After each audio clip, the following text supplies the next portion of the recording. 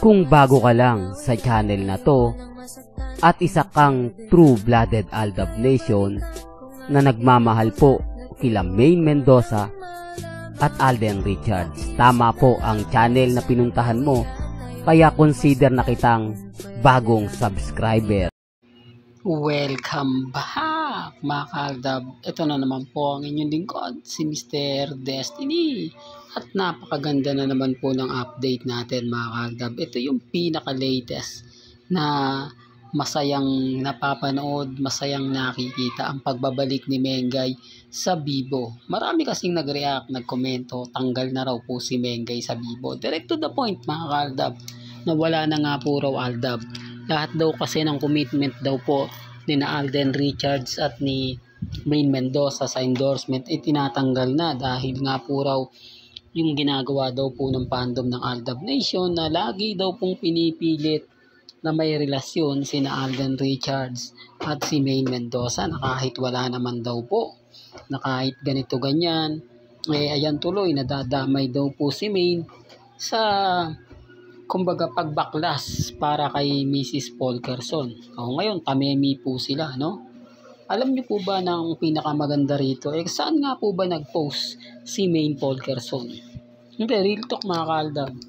Nag-post po si Maine Polkerson sa Facebook.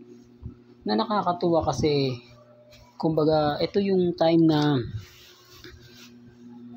kumbaga, yung nasa dulo ng dila ako mga kaaldab, hindi ko masabi. Yung hindi niya pinost sa Instagram. Kasi alam niya sa Instagram, puro ano doon puro toxic. Hindi po ba? Ang mga fans din Mengay doon, puro Maine fanatics at Armin. Sila po yung mga talagang bitter na bitter po sa Aldab. Kaya ang ginawa ni Mengay, sa Facebook page niya na lang po pinost. At etong video na nakita nyo kay Alden, sa Facebook page niya rin po yan pinost sa Bibo. Hindi, real talk to mga kaaldab. Kaya nga sabi ko sa inyo, may mga bagay-bagay po na alam naman po natin na dapat hindi na yung ginagawa ni Mengay dahil lalo lang kaming lalakas pero pinapatunayan lang po ni Mengay kung sino nga po ba talaga yung nagsasabi ng totoo. Sa ngayon basag sila, di po ba? Kasi bumalik si Maine Ito lang po yung nakakatuwa doon, yung pagbabalik ni Maine sa Bibo. Sabihin na natin na nawala siya ng ilang buwan. Eto na naman po. Di po ba? Nagkita na naman po sila ni Mrs. ni Alden Richards. So, common sense na lang po sa mga nagsasabing, ay hindi Mr. Destiny kasi ganito ganyan. Bibo 50 po yan. Na kung saan yan din ang pinromote ni Alden Richards. Same lang po sila pero bawal nga po sila magkita. Bawal nga po sila magsama. Isa sa nakakalungkot po. Pero wala, andyan yung point mga kaaldab na kailangan natin tanggapin. Kailangan nating intindihin na pag dumating yung point, kailangan po na kumbaga ibigay natin. Di po ba? Kaya doon mga sabiter po sa akin, sa mga inis na inis sa akin, lalo po sila nagagalit kasi totoo naman po yung mga sinasabi ko. Alam na ni Mengay na magulo yung sitwasyon.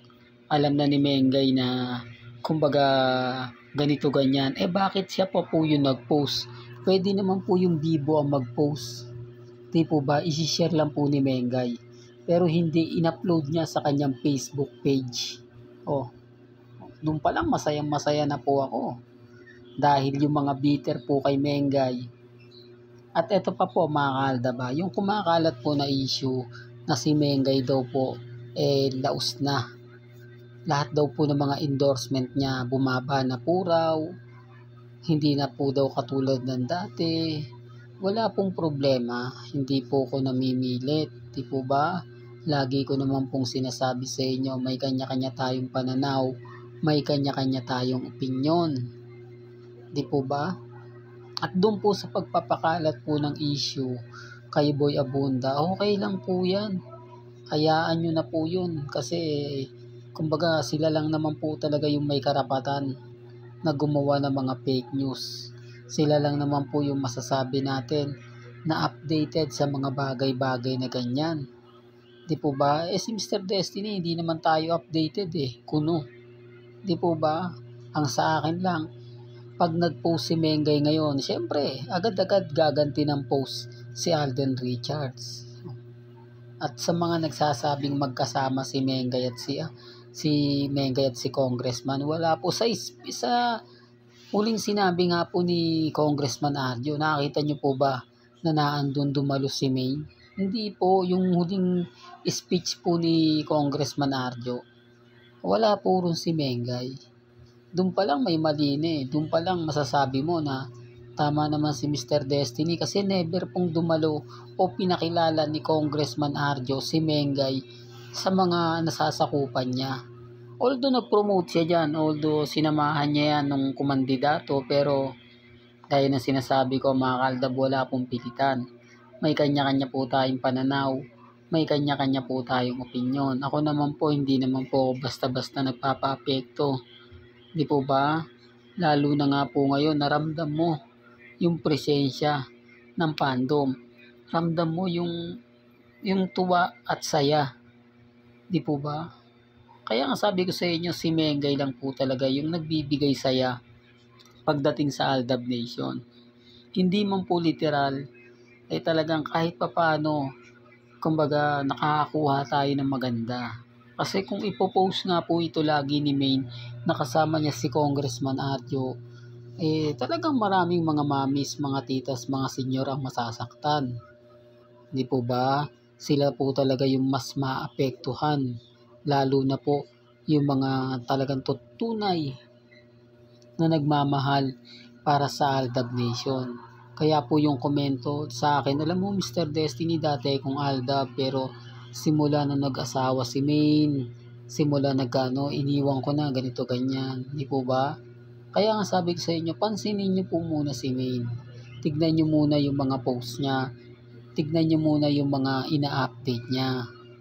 Kasi wala naman po siyang binibigay na update na talagang pumapabor po sa mga bitter. Sa mga naiinis lang po yun mga kaaldab. Ako nga po, lagi akong binabanata na ganito ganyan. Ako, huwag nyo nang pupuntahan yung channel ni Mr. Destiny. Paasa lang yan. Lahat ng sinabi niyan hindi totoo. Lahat ng mga binitiwan niyan puro fake news. So, wala naman pong problema yun. Di po ba? Kasi sa akin lang naman po, kung ano lang naman yung trending, kung ano lang naman po yung pinag-uusapan, yun lang naman po yung ina-update ko sa ngayon, relax lang ako. Sa ngayon, kampante lang ako. Paunti-unti, makikita nyo yung mga nangyayari. Paunti-unti, malalaman nyo yung mga kaganapan. Lalo na nga po yung mga taong, kumbaga, inis na inis sa akin.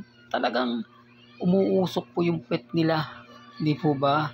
Kahit naman kasi sabihin nila wag pong puntahan si Mr. Destiny, talagang pinupuntahan pa rin po ako. Binibigyan pa rin po ako ng suporta.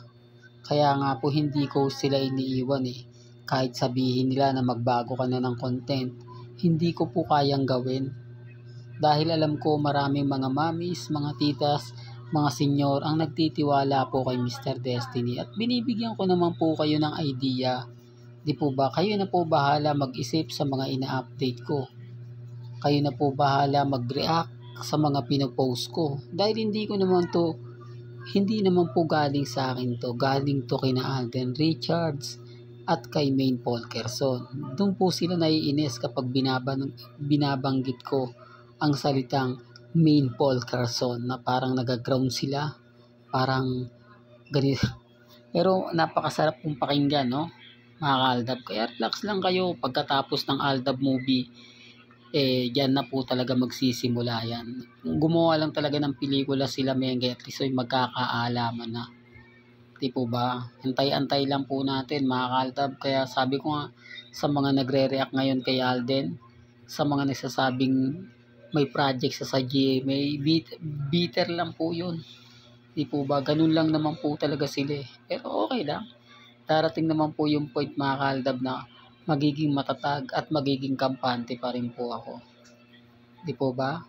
Well, hanggang dito na lang po ang ating latest updates. Kaya kung gusto niyo pa po ng pinaka-latest at sariwang update, abay tumutok lang po kayo dito po sa channel ni Mr. Destiny para updated po kayo sa mga bago at sa mga latest na i-upload po natin maya-maya lang. Hanggang sa muli, salamat po sa panonood at pakikinig.